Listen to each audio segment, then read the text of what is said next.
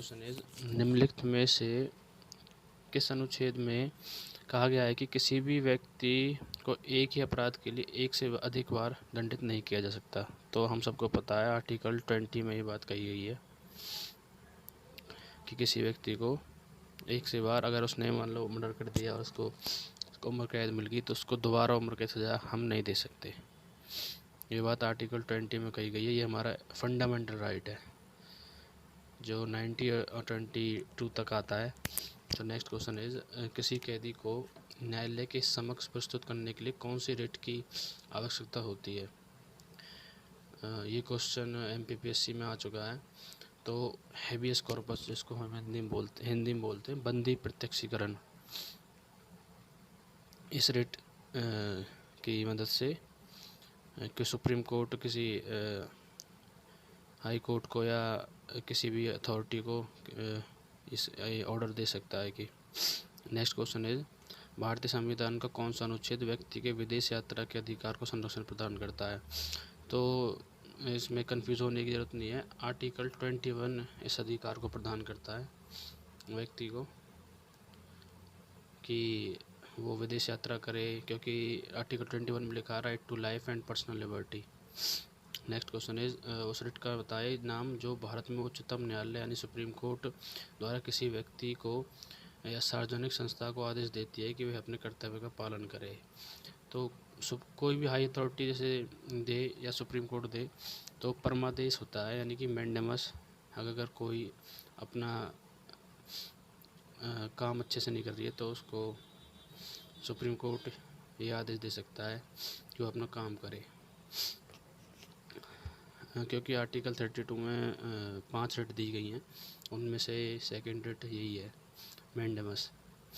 Next question is, संविधान के किन अनुच्छेदों में शोषण के विरुद्ध अधिकार वर्णित किया गया है। तो आप सबको पता है ये 6 राइट में से 6 फंडामेंटल राइट्स में से एक फंडामेंटल राइट है।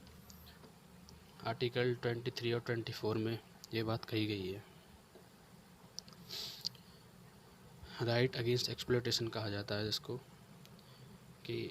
नेक्स्ट क्वेश्चन है, मौलिक अधिकारों के अंतर्गत कौन सा अनुच्छेद बच्चों के शोषण से संबंधित है। आपको पता है कि 14 साल से कम बच्चों को हम कम उम्र के बच्चों को काम नहीं करा सकते फैक्ट्रीज़ में, इंडस्ट्रीज़ में, वरना उसके माता पिता हो या गार्जियंस हो उनको दंडित भी किया जा सकता है, क्योंकि बच्चों का फंडामेंटल राइट है। और आर्टिकल 24 में ये बात लिखी हुई है जो कि एक राइट अगेंस्ट एक्सप्लॉयटेशन के अंडर ही आता है।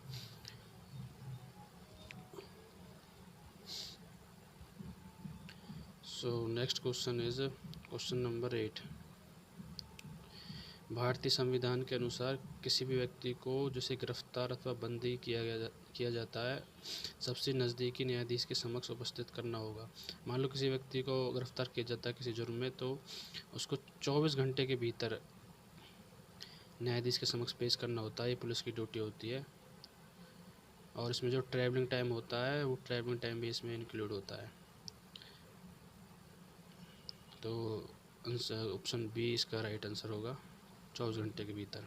नेक्स्ट क्वेश्चन इज, आर्टिकल 19 में वर्णित स्वतंत्रता जो आपको पता है, ये तो बहुत न्यूज़ में रहता है कि मतलब जो बोलने की आज़ादी होती है वो किसको प्राप्त है, क्योंकि हमारे देश में इसका बहुत यूज़ किया जाता है।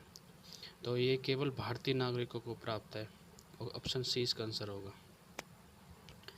भारतीय संविधान कोई अपराध किए जाने के लिए किसी सामान्य व्यक्ति को जिसे किसी सामान्य विधि के अंतर्गत गिरफ्तार किया गया हो निम्नलिखित में से कौन सा अधिकार प्रदान करता है। तो ऑप्शन ए, गिरफ्तारी का कारण शीघ्रता से जानने का अधिकार, हाँ ये भी देता है। अपनी रुचि का निरूप वकील करने का अधिकार देता है। गिरफ्तारी के 24 घंटे के अंदर न्यायाधीश के समक्ष पेश होने का अधिकार।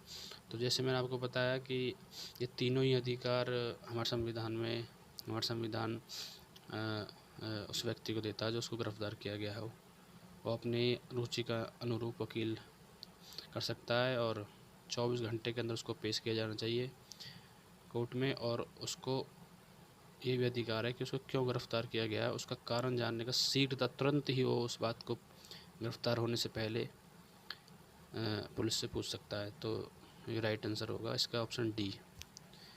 ये सारे ही राइट आंसर हैं। तो नेक्स्ट क्वेश्चन होगा क्वेश्चन 12।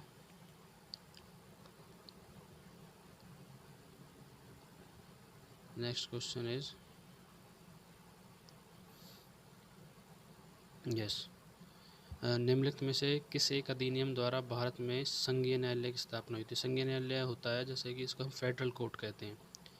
तो आप सबको पता होगा कि गवर्नमेंट ऑफ इंडिया एक्ट 1935 आया था, जिसको कहते हैं कि मतलब हमारा सारा संविधान 1935 एक्ट से ही लिया गया है, मतलब 75%। तो उसी के अकॉर्डिंग हमारे फेडरल कोर्ट की स्थापना हुई थी और 1937 में हुई थी। इसको संघीय न्यायालय कहते थे हम। नेक्स्ट क्वेश्चन इज, केंद्र में द्वैध शासन किस अधिनियम के अंतर्गत स्थापित किया गया। तो जो केंद्र में द्वैध शासन है, इसको 1935 का एक्ट जो मैंने अभी बताया, बहुत सी चीज़ यहाँ से ली गई हैं एज इट इज़। तो केंद्र में जो द्वैध शासन है वो 1935 के एक्ट के द्वारा लिया गया था। लेकिन अगर पूछे प्रांतों में द्वैध शासन बोलते हैं डायरकी को, कुछ पावर्स गवर्नर जनरल को और कुछ पावर्स जो हमारे इंडियन जो अपॉइंट सेलेक्ट होके आते थे उनको, वो जो के प्रांतों में थी वो 1990 के एक्ट के थ्रू दी गई थी। नेक्स्ट क्वेश्चन इज 1919 के भारत शासन अधिनियम की इनमें से विशेषता बतानी है।